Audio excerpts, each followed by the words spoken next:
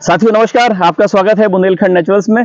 आज हमारे यहाँ पे सम्मानित साथी हमारे आए हुए हैं बांदा जनपद से और बाहर से भी दूसरे जनपदों से। तो आज हमारा फार्म विजिट है। मैं आप सभी साथियों को जल्दी से फार्म का विजिट कराता हूँ। संक्षेप में, धूप भी तेज हो रही है। आइए विज्ञान भाई साहब, यहाँ आ जाइए सभी लोग। तो यहाँ पे मैं आपको बताना चाहूँगा कि ये जो फार्म है हमारा लगभग 2.5 हेक्टेयर का फार्म है और ये फार्म हमने यहाँ बांदा में 2015 में प्रारंभ किया था। और ये फॉर्म यूपी सोका जो उत्तर प्रदेश सरकार का सीड सर्टिफिकेशन एजेंसी है, वही ऑर्गेनिक का सर्टिफिकेशन भी देते हैं। ये अपीडा की रीजनल है ये, तो उससे हमारा फॉर्म को ऑर्गेनिक का सर्टिफिकेट मिल चुका है। और टेस्टिंग भी हमने अपनी कराई है सॉइल की, सीड्स की। तो वो टेस्टिंग में भी सारा जो मानक है भारत सरकार के, उन मानकों को पूरा कर रहा है। तो आप जो फॉर्म देख रहे हैं, इस फॉर्म में हम बाहर से क्रय करके कुछ भी नहीं लाते हैं, क्योंकि हमारी जो जैविक कृषि हमने सीखी है सभी गुरुजनों के माध्यम से और लोगों के माध्यम से, वो कृषि यही कहती है कि खेती कभी भी अकेले नहीं होती है।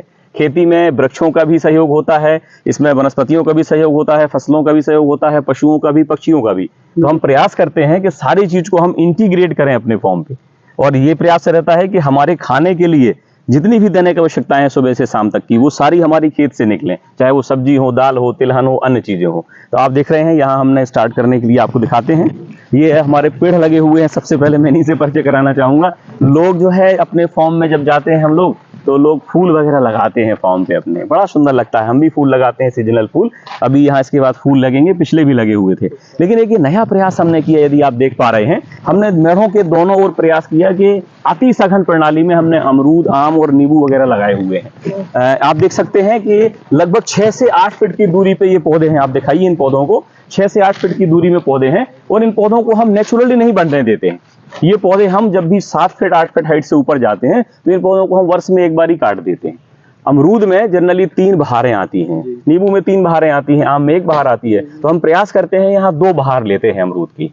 इसमें हम रबी वाली बहार भी लेते हैं, तो रबी की बहार के फल हम ले चुके हैं। और जो खरीफ की बहार हम ले चुके हैं। और जो रबी की बहार है, आप देख सकते हैं कई पौधे हमने छोड़ रखे थे, उनमें रबी मौसम का अमरूद का फल आने लगा है। तो हमने एक अनुभव से भी सीखा है कि हमारे बुंदेलखंड में खरीफ मौसम में अमरूद में विशेष तौर पे जो फ्रूट बोरोर होता है, उसका अटैक काफी ज्यादा आता है। तो यदि आप खरीफ मौसम में अमरूद ले रहे हैं, तो थोड़ा सा आपको मेहनत करनी होगी। 10 पर्नियर, नेबोली स्टेक आपको हर 15 दिन में डालने होंगे।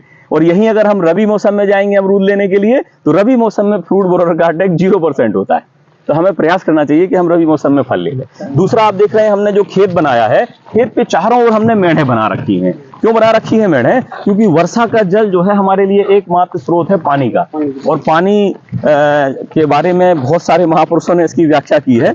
रहीमदास जी ने भी अपने स्तर पर इसकी व्याख्या की है। रहीमन पानी राखी है, बिन पानी सब सून, पानी गई न उभरे मोती मानस शून। तो बुंदेलखंड में पानी 800 mm से 900 mm गिरता है सर। लेकिन बुंदेलखंड का दुर्भाग्य है कि ये पानी यहाँ स्टोर नहीं होता।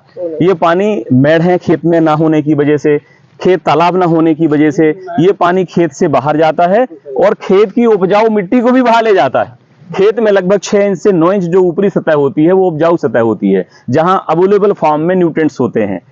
और भी ढेर सारी चीजें, माइक्रोराइजा होता है, बायोमास होता है, ऑर्गेनिक कार्बन होता है, वो बह करके बाहर चला जाता है और हमारे पानी को भी बाहर ले जाता है। तो हम खेत पे मेढ़ बनाते हैं, पहले मेढ़ों के माध्यम से पानी को खेत पे रोकते हैं, पानी नीचे उतर जाता है सतहों में। जो अतिरिक्त पानी होता है, तो हमने चारों ओर खेत के मेढ़ के साथ साथ नाली बना रखी है।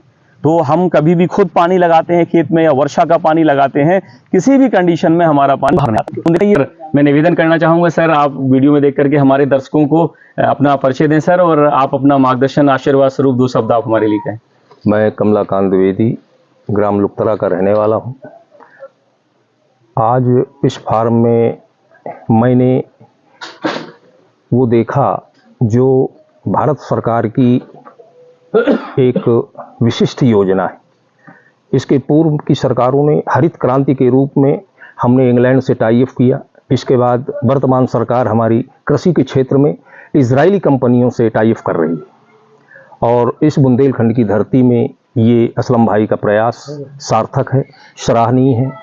और इससे हमारे बुंदेलखंड के लोगों को, हमारे जनपद के लोगों को सीखने का और समझने का बहुत सुंदर अवसर उपलब्ध हो रहा है। इसके लिए मैं हृदय से असलम भाई को धन्यवाद ज्ञापित करता हूँ।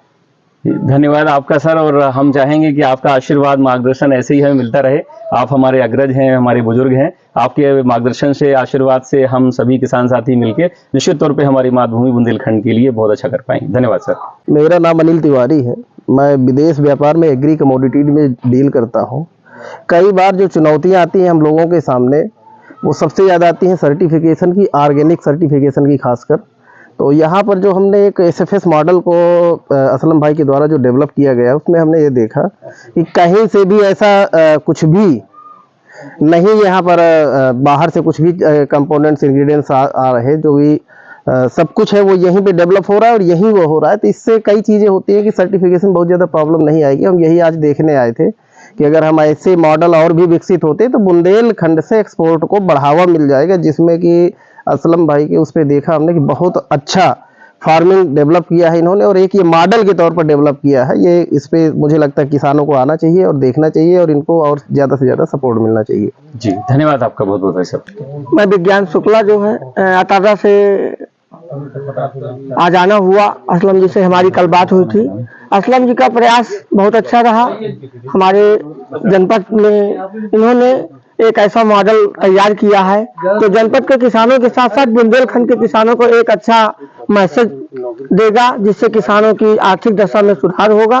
और आपका प्रयास हमारे जनपद के लिए ये बहुत सराहनीय है, और हम दिल से आपको बधाई देते हैं कि आप मंगल कामनाएं करते हैं कि आप इसी तरह लगातार आगे बढ़ते रहें, जिससे किसानों के लिए एक अच्छा मार्गदर्शन हो सके। धन्यवाद भाई साहब, आप हमारे बड़े भाई तुल्य हैं, अग्रज हैं, और बांदा में बहुत शानदार काम कर रहे हैं। आपसे हमें प्रेरणा मिलती है, हम सभी मिलकर के बहुत अच्छा कार्य करेंगे। धन्यवाद।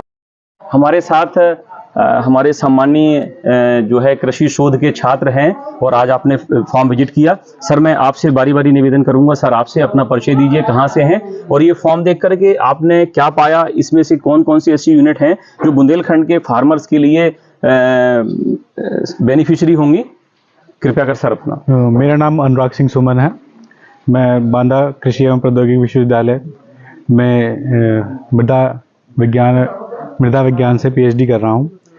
बुंदेलखंड में जो असलम सर कर रहे हैं वो बहुत ही सराहनीय है, और कहीं ना कहीं अगर देखा जाए तो बुंदेलखंड में क्या कहते हैं, जो बस अज्ञानता की कमी है किसानों में, बस वो लोग सर के पास आएँ, और जो भी सर ने क्या कहते हैं बहुत अच्छा से क्या कहते हैं यूनिट बना रखी है, बहुत अच्छी यूनिट बना रखी हैं, बस वो उन्हें अपने लिए अपने फील्ड पर, अपने फार्म पर, या मतलब अपने उसमें क्या कहते हैं अप्लाई कर सकते हैं, जो बहुत ही क्या कहते हैं उनको क्या कहते हैं फार्म लाइवलीहुड और क्या कहते हैं उनके लिविंगहुड में बहुत ही। जी ठीक है, धन्यवाद सर, आपका बहुत बहुत धन्यवाद।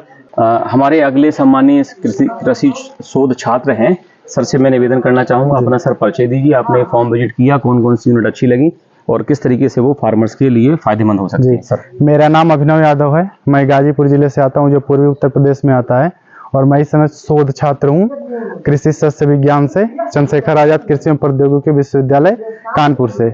मैं यहाँ इनके सर से मैं मिला था एक मेले में, तभी से मेरा मन था कि इनसे मैं मिलूं और इनका फार्म का विजिट करूं। तो हमें लगभग 1 साल बाद वो मौका आया है कि मैं इनके फार्म पे आया हूं। बहुत अच्छा लग रहा है यहाँ, और मैं सेटअप ही देखने आया था कितना अच्छे से यहाँ पे काम चल रहा है, बहुत अच्छे से चल रहा है।